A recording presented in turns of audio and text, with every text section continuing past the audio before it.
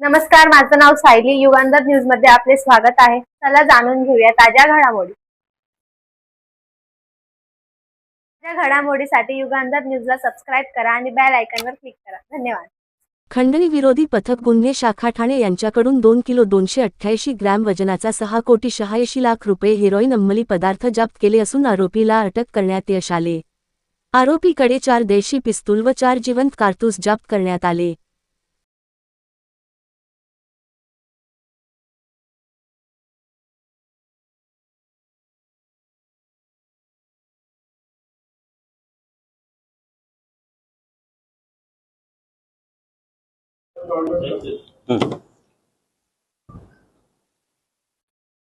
Indian made आहे का?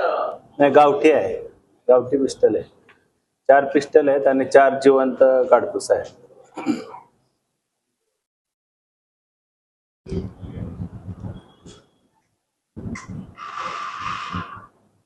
गुन्हे शाखेच्या अंमली पदार्थ विरोधी पथकाचे पोलीस हवालदार अमोल देसाई आणि गुन्हे शाखेच्या खंडणी विरोधी पथकाचे पोलीस हवालदार आशिष ठाकूर यांना माहिती मिळाली होती की काही इसम हे ठाण्यामध्ये हिरोईन हा अंमली पदार्थ विक्रीसाठी येणार आहेत. त्या अनुषंगाने अंमली पदार्थ विरोधी पथकाचे पोलीस निरीक्षक जनार्दन सोनवणे आणि त्यांची टीम, तसेच खंडणी विरोधी पथकाचे पोलीस निरीक्षक शैलेश साळवी आणि त्यांच्या टीमने एसीपी घोरपडे आणि एसीपी दौंडकर यांच्या मार्गदर्शनामध्ये सापळा कारवाई आयोजित केली. त्यामध्ये एकूण 4 किलो 24 ग्रॅम वजनाचा हिरोईन हा अंमली पदार्थ जप्त केला, ज्याची किंमत अंदाजे 13,80,00,000 रुपये इतकी आहे. ज्यामध्ये 3 आरोपींना अटक केलेली आहे.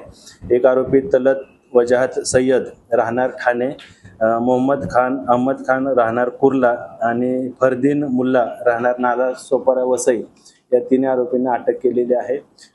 फरदीन मुल्ला हा आरोपी हा नाला सोपारा येथील राहणारा आहे.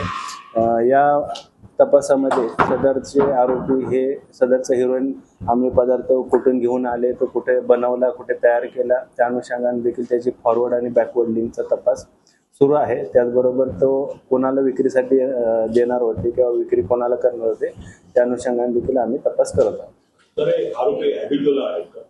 या आरोपींवर काही ठिकाणी पुरे गुन्हे दाखल आहेत. त्याचबरोबर इतर राज्यामध्ये किंवा इतर ठिकाणी अजून काही गुन्हे दाखल आहेत का त्याची माहिती देखील गुन्हे शाखेचे पथक घेत आहे. पाहिलं गेलं तर ठाणे शहर असेल, ठाणे पोलीस कमिशनरेट असेल, यामध्ये अतिशय मोठ्या प्रमाणात अंमली पदार्थाचे साठे जे आहेत पोलिसांकडून जप्त केले आहेत.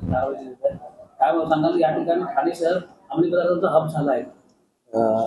माननीय पोलीस आयुक्त साहेबांच्या आदेशान्वये ठाणे शहर किंवा ठाणे आयुक्तालय परिसरामध्ये ज्या ज्या ठिकाणी अंमली पदार्थाची विक्री अथवा सेवन किंवा साठा अशा प्रकारची कोणतीही माहिती मिळाल्यानंतर त्या अनुषंगाने गुन्हे शाखेचे पथक असतील किंवा स्थानिक पोलीस स्टेशनचे पथक असतील, त्यांनी वेळोवेळी प्रभावी आणि अशी चांगली उल्लेखनीय कामगिरी त्या अनुषंगाने केलेली आहे. त्याचबरोबर मागील वर्षामध्ये जवळपास 4 इतर राज्यामध्ये जाऊन लिंकेजच्या आधारे किंवा बॅकवर्ड लिंकच्या आधारे 4 इतर राज्यामध्ये जाऊन एमडी बनवणारे किंवा ड्रग्ज बनवणाऱ्या फॅक्टरीवर देखील कारवाई ठाणे पोलिसांनी केलेली आहे.